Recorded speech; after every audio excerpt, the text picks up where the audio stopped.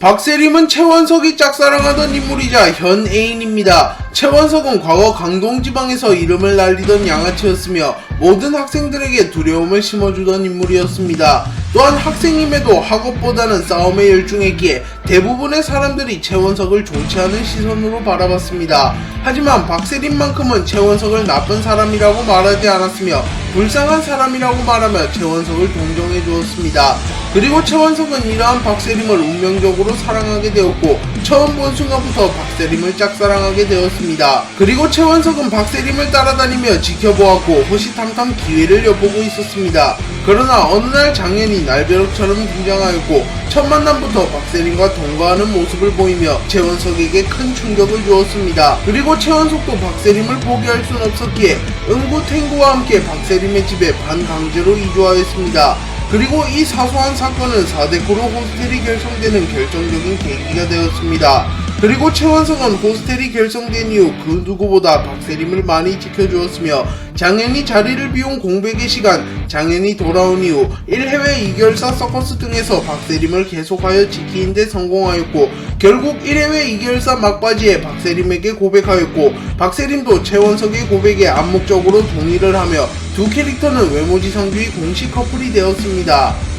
장현은 최원석의 절친한 친구이며 함께 호스텔을 지탱해 나가는 동료입니다. 장현과 최원석은 각자의 이유로 박세림의 집에 침입하여 만나게 되었고 두 캐릭터는 함께 지내며 친해지게 되었습니다. 그러나 호스텔도 엄연한 크루였으며 헤드를 정해야 했기에 두 캐릭터는 언젠가는 맞붙어야 할 운명이었습니다. 그리고 며칠 후 장현이 조금은 이상한 숨바꼭질을 하며 응구와 탱구를 폭행해버리고 박세림을 폭행하려던 찰나에 최원석이 등장했고 최원석과 장현은 결국 싸우게 되었습니다. 그리고 장현은 특유의 야성을 보여주며 최원석보다 기본기는 부족했으나 결국 최원석에게 승리하였고 그날부로 장현이 호스텔의 잠정적 헤드가 되었습니다.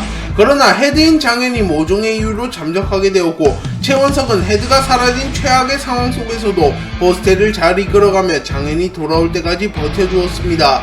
그리고 장현이 돌아온 이후에는 장현과 함께 전투원으로서도 원투펀치로 활약했으며 현장 일을 하며 돈을 벌어들이며 생계를 유지하는 역할도 하며 성장한 모습을 보였습니다. 또한 일부 독자들은 최원석이 김부장의 수련을 받은 이후 호스텔의 헤드인 장현을 넘어섰다는 주장을 할 만큼 최원석은 2인자임에도 1인자 장현과 비교해도 밀리지 않은 포스를 보여주고 있습니다.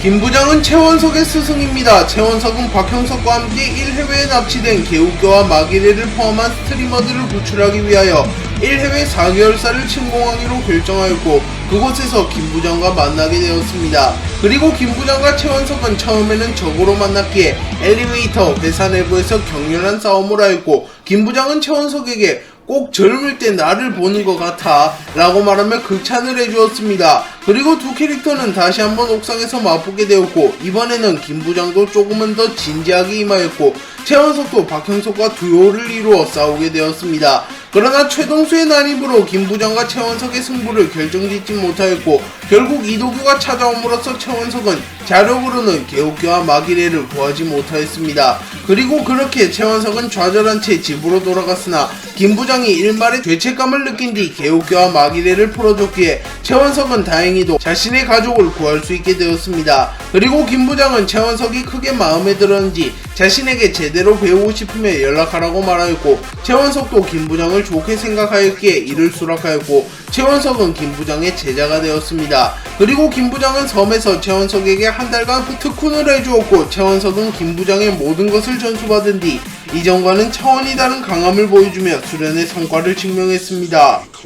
최원석은 과거 부모님이 자신을 버리고 가서 고아원에서 자라났습니다. 그리고 그곳에서 자신과 같은 처지에 놓인 응구와 탱구를 만나게 되었고 최원석은 그들과 매우 가깝게 지냈습니다. 또한 어린 시절부터 최원석이 대장 역할을 하였으며 응구와 탱구도 최원석을 대장이라고 부르며 따랐으며 최원석이 하는 일은 무슨 일이든 함께하는 의리를 보이기도 하였습니다. 다만 장현이 떠나고 혜은이가 사망하고 왕호춘이 흑화하며 호스텔이 유례없는 위기에 빠지자 응구와 탱구는 최원석과 함께 호스텔에 남는 것이 아닌 장사를 하기 위하여 떠나버렸고, 일부 독자들은 가장 힘들 때 떠나버린 응고와 탱고를 비판하기도 하였습니다. 다만 응고와 탱고가 이때 얻은 경험을 바탕으로 현재 떡볶이 장사를 하며 호스텔을 지탱하는데 이바지하고 있기에 최원석을 버리고 떠났다기보다는 미래를 위해 잠시 헤어졌다고 해석하는 게 바람직한 것 같습니다.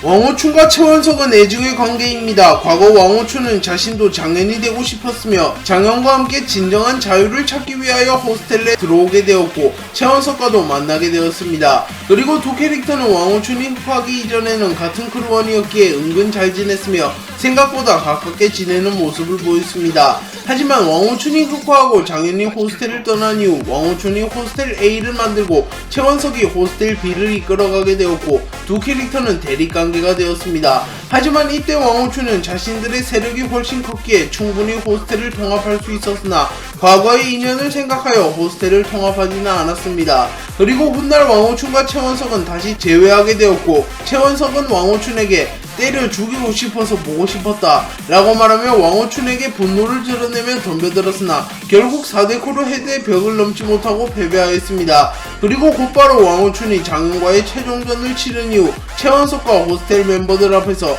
자신의 잘못을 참회한 뒤 자살하였고 최원석도 이때만큼은 왕호춘의 명복을 빌어주었습니다.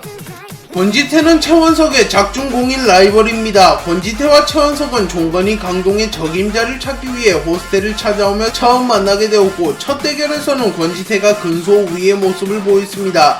하지만 이날 이후부터 두 캐릭터는 서로를 견제하기도 하였으며 서로를 인정하였습니다. 그리고 두 캐릭터는 시간이 흘러 3년 만에 호스텔 내부 전쟁에서 만나게 되었습니다. 그리고 두 캐릭터는 서로를 발견하자마자 서로를 공격하였습니다.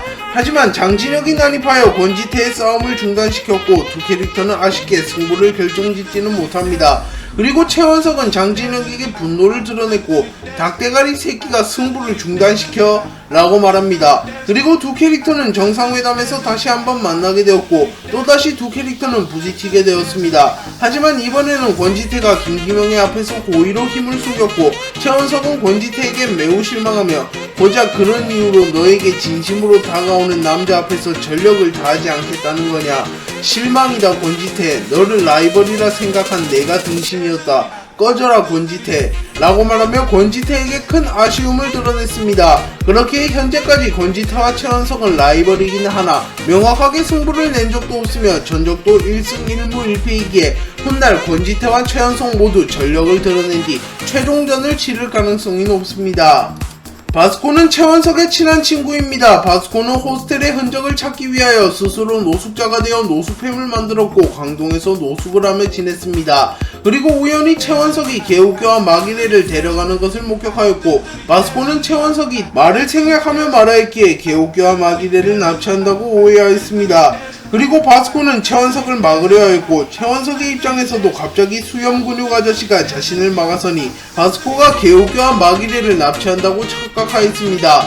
그래서 두 캐릭터는 서로를 오해하게 되었고 결국 힘싸움을 하며 결국 싸움을 하나 싶었습니다. 하지만 박세림이 난입하여 바스코에게 오해를 풀어주었고 자신들의 사업체를 인정하였고 바스코도 최원석에게 오해한 점을 사과하였고 두 캐릭터는 그날 이후 친한 친구가 되었으며 서로가 위기에 빠질 때마다 도와주는 조력자가 되었습니다. 최원석과 박형석은 과거 콤비를 이룬 동료였습니다. 다만 현재는 박형석의 입장이 불투명하기에 어떠한 관계라고 정의하기는 힘들지만 박형석과 최원석의 행보를 추정해본다면 두 캐릭터는 미래에도 동료가 될 가능성이 높습니다.